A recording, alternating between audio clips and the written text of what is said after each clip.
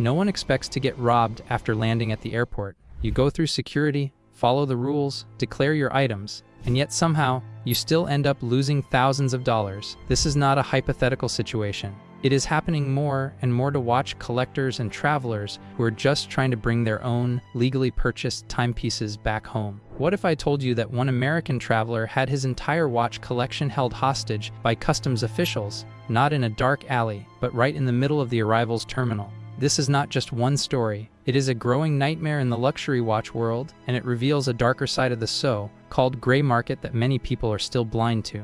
The victim in question had just returned from Europe. He had taken a well-deserved vacation and, being a watch enthusiast, he took the opportunity to visit a few boutique dealers and score some incredible deals.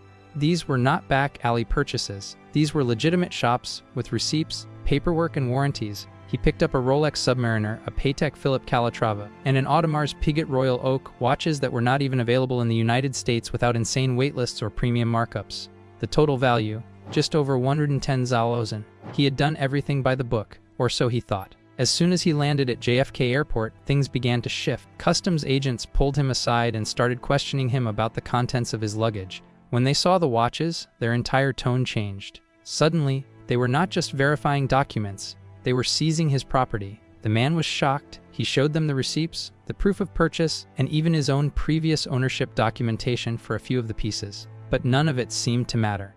The customs agents told him that they suspected these watches were part of an undeclared import for resale. In their eyes, he was no longer a tourist. He was a smuggler. This is where things got murky.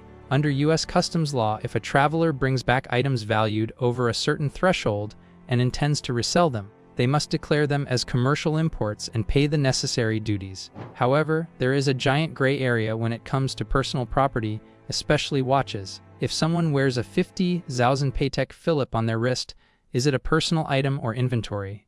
If they carry 3 watches in a case, are they a collector or a dealer? Customs agents get to make that judgment call, and often their decisions are final unless the traveler has the time and money to fight the case in court. The worst part, there is little accountability. In the case of this American traveler, his watches were seized without a warrant. He was not formally charged with a crime. He was given a vague receipt, told he would be contacted later, and sent on his way with empty hands. Weeks passed, then months. Emails went unanswered. When he finally got in touch with someone, they told him that his items were being held pending investigation, and he could face significant penalties if they were deemed undeclared commercial goods. No one could give a clear answer. And that is exactly how the system is designed, to exhaust you until you either walk away or agree to some kind of fine or settlement. Let us pause for a second here. If this sounds insane to you, it should, but it gets even worse. Because what customs officials are not saying is that they often collaborate with third-party auction houses to dispose of seized goods if they are not reclaimed within a certain period. That means your Rolex could be sitting in an evidence locker one week and on an auction block the next. And guess who profits?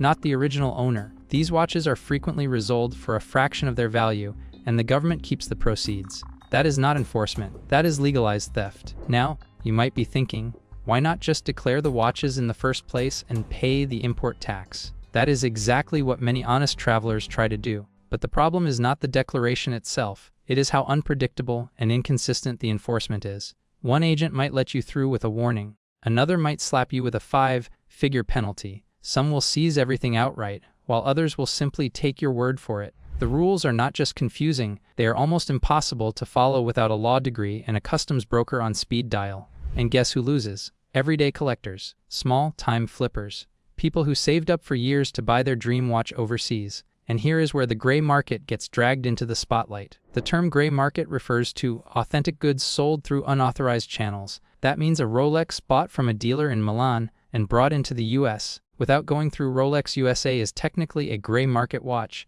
even if it is real and properly purchased. This loophole allows buyers to find better prices abroad, but it also opens them up to serious legal risks when crossing borders. Customs officials often use the term gray market as a weapon to justify seizures, even when the traveler has no intention of selling the watch, and once that accusation is made, it is extremely difficult to fight back. The situation has gotten so bad that some watch collectors now refuse to travel with more than one timepiece.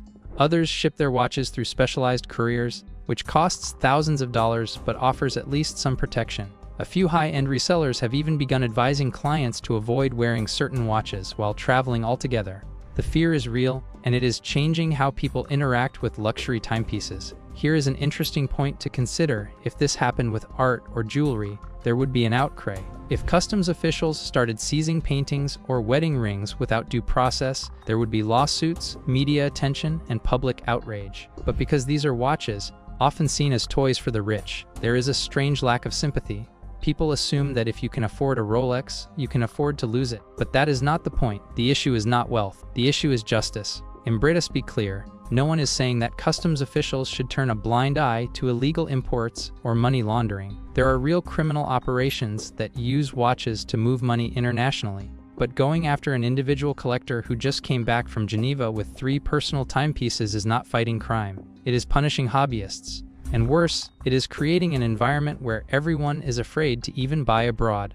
One former customs officer who spoke anonymously admitted that there is a quota-driven mentality in some departments. Agents are under pressure to seize items, make cases, and show results. Watches, with their high resale value and ambiguous legal status, are easy targets. They can be seized quickly, resold discreetly, and rarely trigger public backlash. In other words, they are low-risk, high-reward targets for enforcement. So what can you do if you are a collector or a buyer? First, you need to educate yourself on the legal limits. Bringing back a watch worth more than 10 Zollern, you better have proof it is for personal use. Better yet, wear it on your wrist and leave the box behind. Multiple watches in a roll. Be prepared to explain each one. And above all, do not try to play games. Customs has broad authority, and once your watches are seized, getting them back is an uphill battle.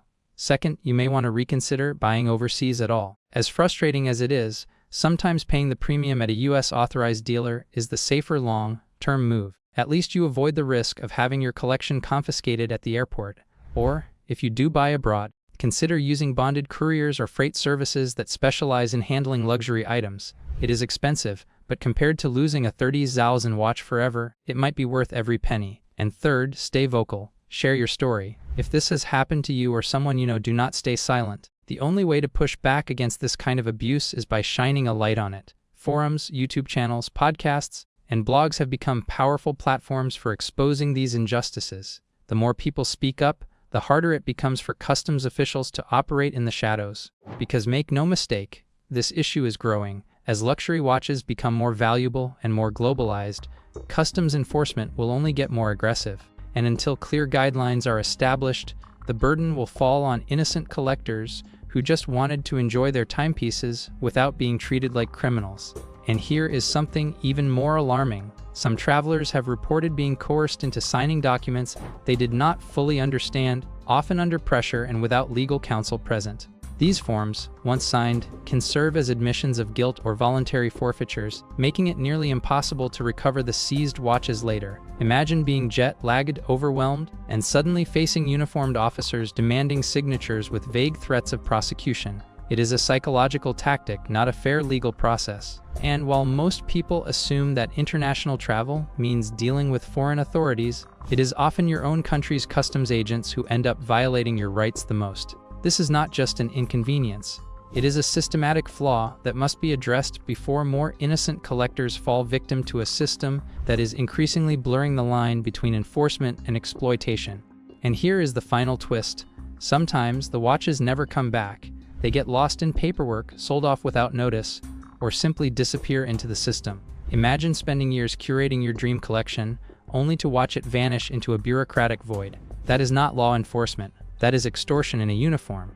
Let this be a warning, a lesson, and a call to action. If you are traveling with luxury watches, especially ones purchased overseas, understand the rules, protect yourself, and be prepared for the worst. The gray market may be legal, but that does not mean you are safe from abuse. The real threat is not counterfeiters or flippers. It is the system that decides, without reason or recourse, that your private property suddenly belongs to them. If this story made you pause, think, or even feel a little angry, good. That means you are paying attention, because what happened to one American could happen to any of us. The only question is, will we stay silent or will we start pushing back? If you found this topic eye-opening, then you need to see our next video on the greatest digital watches of all time, where we break down the most iconic, functional, and revolutionary digital watches ever made. You do not want to miss that one.